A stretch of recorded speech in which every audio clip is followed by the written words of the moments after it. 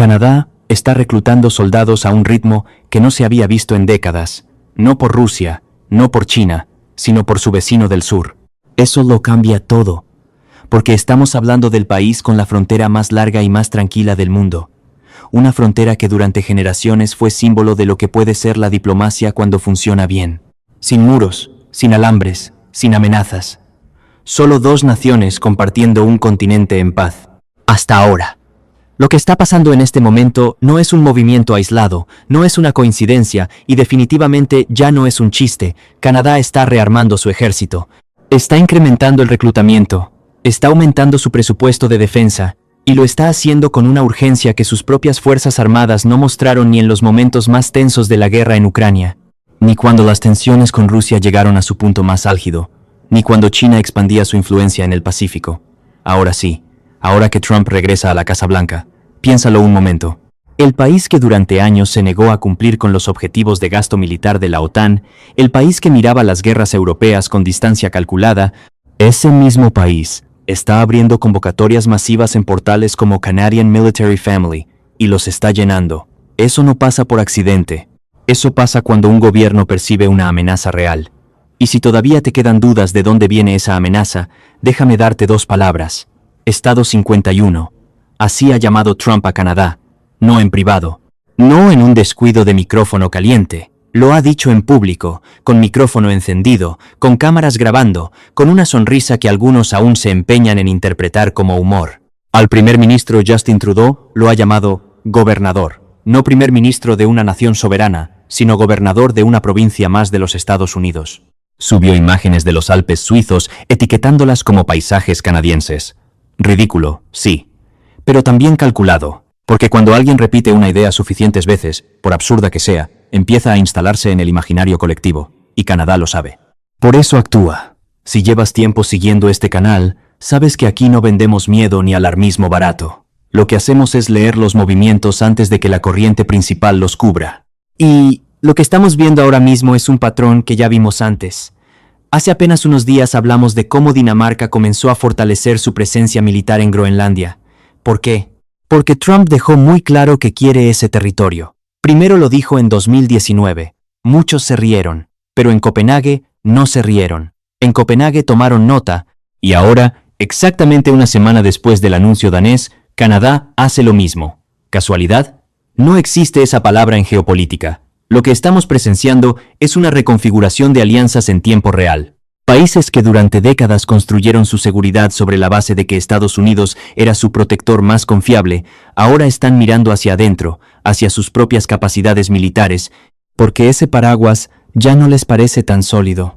Charlie Angus, parlamentario canadiense, lo dijo sin rodeos. Dijo que el único que nos amenaza ahora es Estados Unidos bajo Trump, no Rusia, no China. Estados Unidos.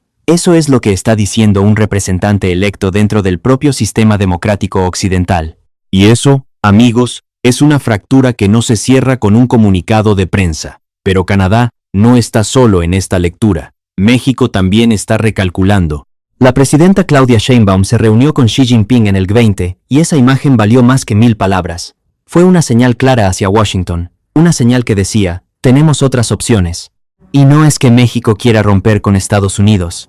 Es que Estados Unidos bajo Trump parece querer romper con todos, incluyendo sus aliados históricos, incluyendo sus vecinos más cercanos. Cuando alguien te empuja a buscar alternativas, la responsabilidad de esa ruptura no es tuya.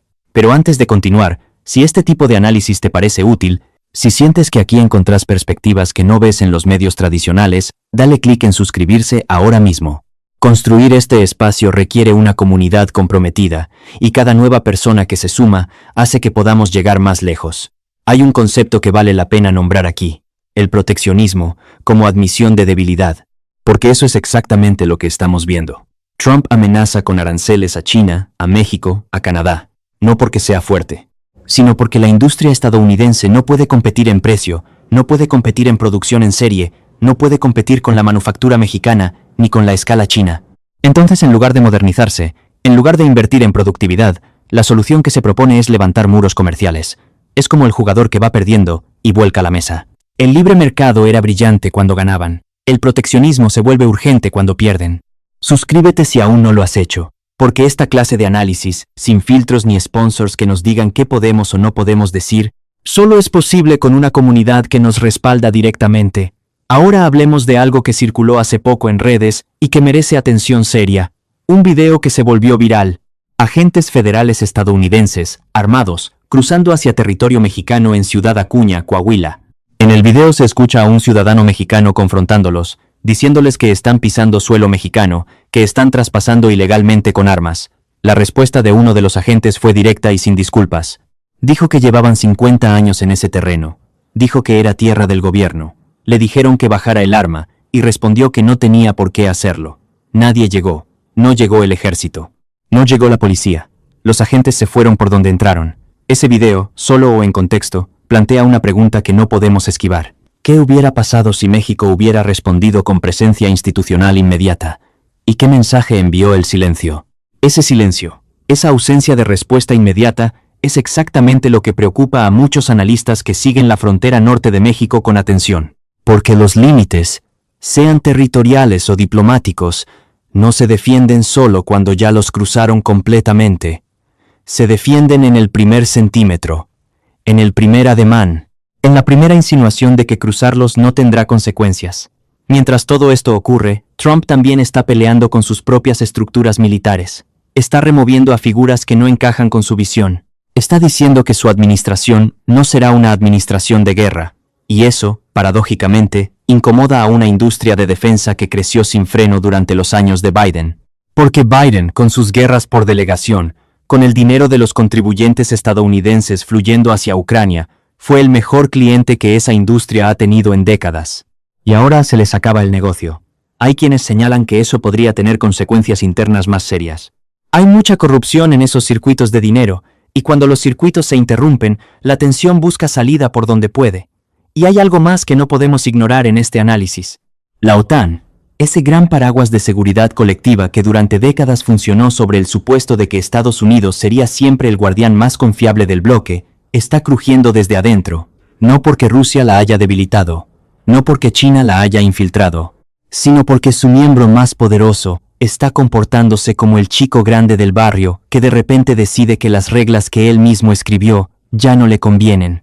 Trump ya dejó claro en su primer mandato que considera que la OTAN es un mal negocio para los estadounidenses, que los europeos no pagan suficiente, que Estados Unidos carga con demasiado peso por muy poco retorno.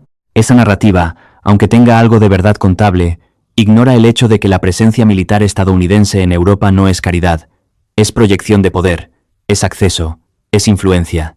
Renunciar a eso no es un ahorro, es una retirada estratégica que otros están muy dispuestos a aprovechar.